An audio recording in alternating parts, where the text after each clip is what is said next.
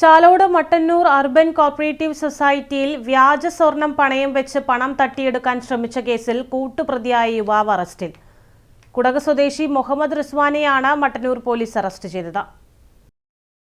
Kannur city police commissioner BV Vijay Bharath Reddy IPS, Koothuparamba ASP Sibi Tom, Mattannur inspector KR Biju എന്നിവരുടെ നിർദ്ദേശപ്രകാരം sub inspector Fairuz മുഹമ്മദിന്റെ നേതൃത്വത്തിലുള്ള പോലീസ് സംഘമാണ് കർണാടകയിലെ കുടക് നപ്പോക്ലു പോലീസ് സ്റ്റേഷൻ പരിധിയിൽ നിന്ന് അതിസാഹസികമായി പ്രതിയെ പിടികൂടിയത്.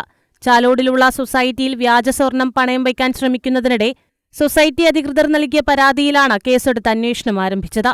സംഭവവുമായി ബന്ധപ്പെട്ട് നിധിൻ, വിഷ്ണു എന്നിവരെ പോലീസ് നേരത്തെ അറസ്റ്റ് ചെയ്തിരുന്നു. തുടർന്നു നടത്തിയ അന്വേഷണത്തിൽ കേസിന്റെ മുഖ്യ സൂത്രധാരന്മാരിൽ ഒരാളായ പെരുവളത്തുപറമ്പ് KP നവാസിനെ പോലീസ് കസ്റ്റഡിയിലെടുത്തു. പിടിയിലായ പ്രതികളുടെ ബാങ്ക് ഇടപാടുകളും മൊബൈൽ ഫോൺ കോൺടാക്ട് വിവരങ്ങളും പരിശോധിച്ചപ്പോഴാണ് കേസിൽ റിസ്വാന്റെ പങ്ക് പുറത്തുവന്നത്.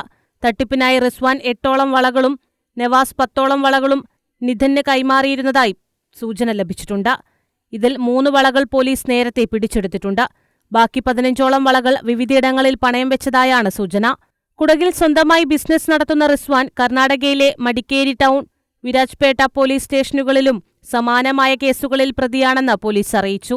നിർമ്മാണ ചെലവിനായി ഒരു വളയ്ക്ക് ഏകദേശം 30,000 രൂപയോളം വരുന്നുണ്ടെങ്കിലും ഇത് ബാങ്കുകളിൽ പണയം വെച്ച് 1 ലക്ഷം രൂപയ്ക്കടുത്താണ് വായ്പയായി തട്ടിയെടുത്തിരുന്നതെന്നും ഇത്തരത്തിൽ ഏകദേശം 11 ലക്ഷത്തോളം രൂപയുടെ സാമ്പത്തിക തട്ടിപ്പാണ് സംഘം നടത്തിയതെന്നും സൂചന ലഭിച്ചതായും കേസിൽ കൂടുതൽ അന്വേഷണം നടന്നുവരികയാണെന്നും പോലീസ് അറിയിച്ചു. Senior civil police officer Bijesh, civil police ഓഫീസർമാരായ പ്രിജേഷ്, രതീഷ്, ഷിൻഡ്രോ എന്നിവരും സംഘത്തിലുണ്ടായിരുന്നു. News bureau, Mattannur.